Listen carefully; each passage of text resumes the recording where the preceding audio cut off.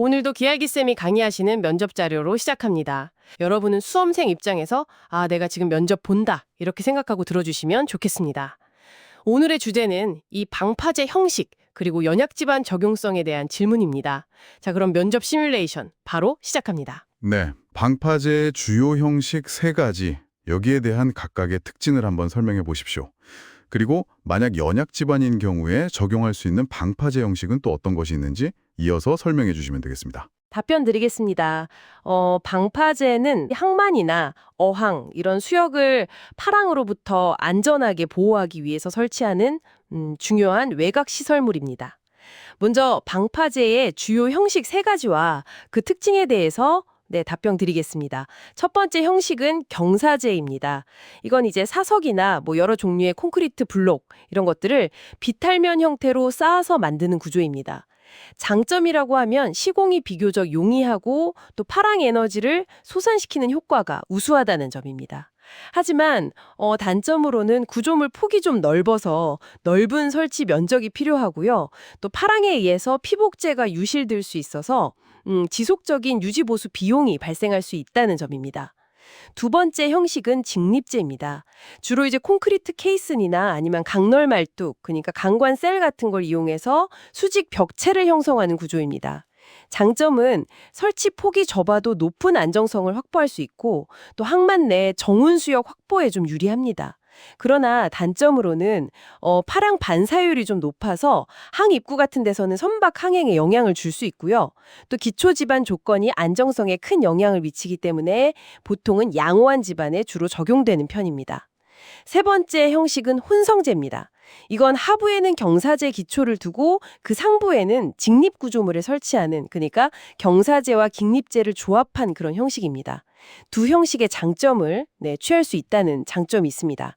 예를 들어서 수심이 깊은 곳이라든지 아니면 기초 지반이 비교적 양호한 경우에 좀 경제적인 대안이 될 수 있습니다. 하지만 구조가 좀 복잡해서 시공 난이도가 높고 또 두 구조 형식의 연결부 설계나 시공에 좀 세심한 주의가 필요합니다. 그리고 경제성 검토가 필수적입니다. 이어서 연약 집안에 적용할 수 있는 방파제 형식에 대해서 답변 드리겠습니다.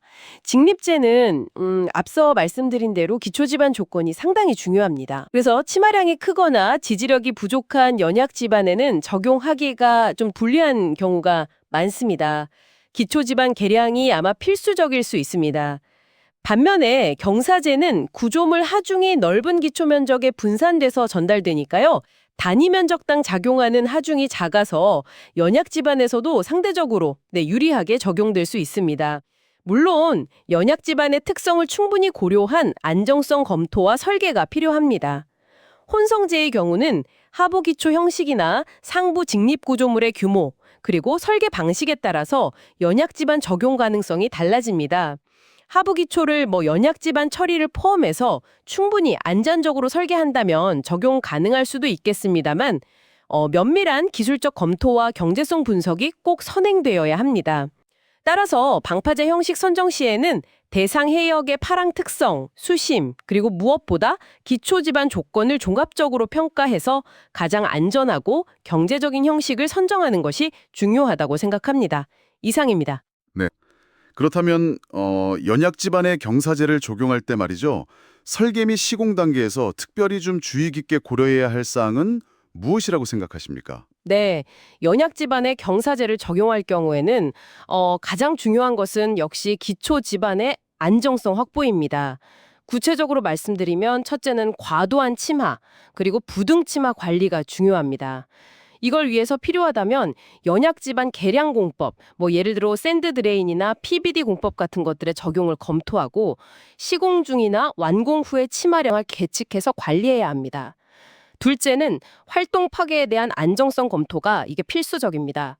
제체 자중과 파력에 의해서 기초 집안에서 활동 파괴가 일어나지 않도록 사면 경사를 완화한다든지 압성토 공법을 적용한다든지 이런 걸 고려하고 정밀한 안정 해석을 수행해야 합니다. 셋째는 사용하는 사석이나 피복 블록 같은 재료의 품결 기준을 철저히 준수하고 시공 중에 다짐 관리 등을 통해서 제체의 밀도를 확보하는 것이 중요합니다. 마지막으로 시공 단계별로 계측, 예를 들면 간극 수압이나 치마령, 수평 변이 같은 것들을 수행해서 설계 시 예측과 실제 거동을 비교 분석하고요. 필요하다면 설계 변경이나 추가 대책을 수립하는 그런 동적 관리 시스템을 적용해야 합니다. 네. 그럼 마지막 질문입니다. 혼성제의 경제성 검토 시에는 주로 어떤 요소들을 좀 비교 분석해서 최저간을 결정하게 됩니까? 경제성 검토는 단기적인 관점, 그리고 장기적인 관점을 모두 고려해야 합니다. 주요 비교 분석 요소로는 첫째, 초기 건설 비용입니다. 여기에는 재료비, 장비비, 노무비, 그리고 필요한 경우에 지반 개량 비용 같은 것들이 포함됩니다. 둘째는 구조물의 내용 연수 동안 발생할 유지 관리 비용입니다. 파손 빈도라든지 보수 보강의 난이도 및 비용 등을 예측해서 평가합니다. 셋째는 공사 기간입니다. 공사 기간은 아시다시피 금융 비용이나 간접비에 영향을 미치기 때문에 중요한 고려 요소입니다. 넷째는 구조물의 내구성 및 성능입니다. 장기간에 걸쳐서 요구되는 방파 성능을 안정적으로 유지할 수 있는지를 평가하는 것입니다. 이러한 요소들을 종합적으로 비교 분석해서 흔히 말하는 생애주기 비용, LCC 관점에서 가장 경제적이고 효율적인 형식을 선정하는 것이 바람직합니다. 네. 면접은 여기까지 진행하겠습니다. 들어보셨듯이 단순히 정의만 나열하는 게 아니라 각 형식의 장단점을 실제 현장 조건하고 연결하고 특히 연약 집안이라는 좀 까다로운 조건에서의 고려사항 그리고 경제성까지 답변하는 것이 중요해 보입니다. 오늘 이 시뮬레이션이 여러분의 면접 준비에 좀 실질적인 도움이 되었기를 바랍니다.